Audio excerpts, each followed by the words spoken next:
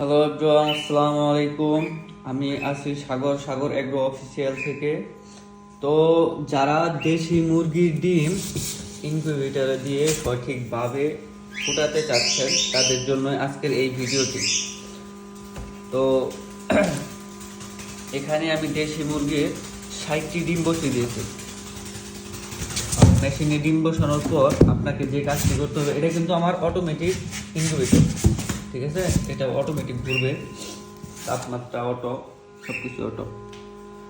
এখানে দেখতে পাচ্ছেন এই লালটা, এটা হচ্ছে আপনার তাপমাত্রা এখন 36.1 মানে 1 হয়েছে। আর এটা হচ্ছে আর্দ্রতা, এটা হলো 45% আছে এখন। তো তাপমাত্রা জিনিসটা কি, দেখেন 45 থেকে 45 আছে। আমরা প্রথমে এটা বলি তাপমাত্রা। তাপমাত্রা জিনিসটা কি? তাপমাত্রা জিনিসটা হইতেছে এই যে ভিতরে যে লাইটটা জ্বলতেছে দেখতে পাচ্ছেন, এই লাইটটা তাপ দেওয়ার পরে এই জিনিসটা তাপমাত্রা বাড়ে। হ্যাঁ, এটা হচ্ছে আর্দ্রতা। আর্দ্রতা তাপমাত্রা মেশিন, কিছু কিছু মেশিন আছে আপনার হচ্ছে তাপমাত্রাটা কন্ট্রোল করতে হয় হাত দিয়ে, মানে যেগুলো সর্বনিম্ন মানের মেশিন সেটা হচ্ছে আপনার হাত দিয়ে কন্ট্রোল করা লাগে তাপমাত্রাটা।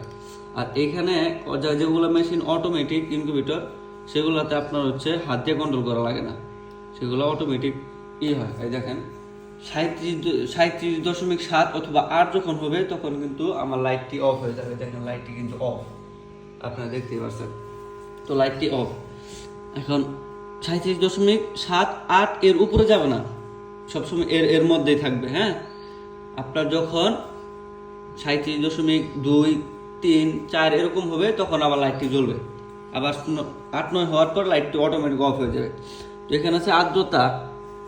আর্দ্রতা নর্মালি থাকে হচ্ছে 40-45 এরকম, মানে মেশিন বন্ধ থাকলেও মেশিন অন থাকলেও এরকম হয়। এখন ডিম ফুটানোর ক্ষেত্রে আপনার হলো দেশি মুরগির ডিম ফুটানোর ক্ষেত্রে যা করতে হবে সেটা হচ্ছে আর্দ্রতা রাখতে হবে প্রথম অবস্থায় আপনার 55 থেকে 60।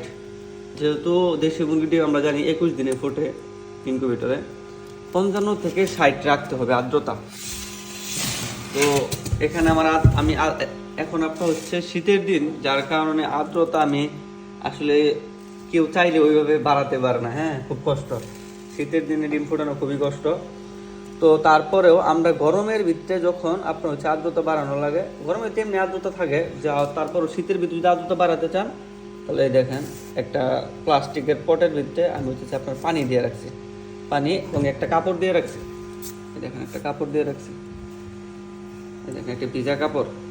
তো এটা হালকা ভিজে ওইখানে রেখে দিছি। হালকা ভিজালে কি ওই বাষ্পতে আর্দ্রতা তৈরি হয়, আর্দ্রতা হলে আর্দ্রতা বাড়ে।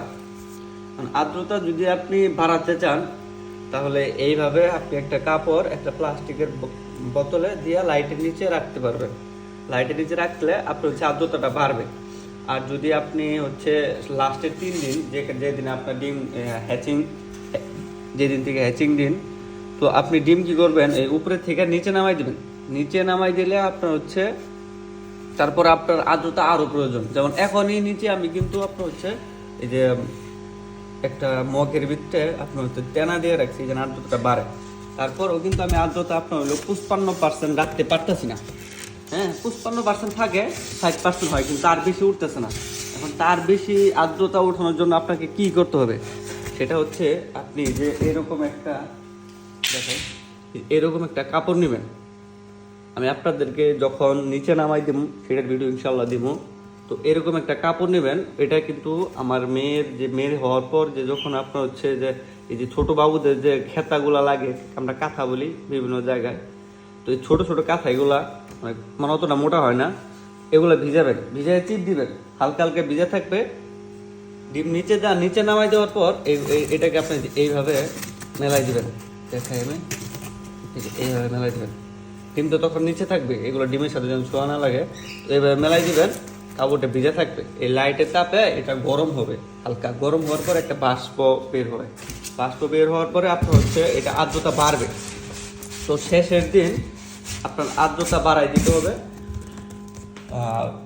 70 থেকে 75, 70-75 এরকম রাখতে হবে। দেখেন আমি এটা গুছায় রাখার, এই লাইট দেখেন এটা অফ করে দিছি, অফ করে দেওয়ার পর তো কিন্তু আর্দ্রতা আপনার 50% হয়ে গেছে। আর আমার কাপড়টা নিচে চলে গেছিল, নিচে নামাই দিছি, পানিতে ভিজিয়ে দিছি, আর্দ্রতা বাড়তেছে। তো এভাবে আসলে আর্দ্রতা বাড়ায় কমায়। তো আমিও নতুন, বেশি দিন হয় নাই, দেখেন বাড়তেছে, আপনাদের চোখের সামনে বাড়তেছে। 55%, 60% হয়ে যাবে ইনশাল্লাহ কিছুক্ষণের মধ্যে।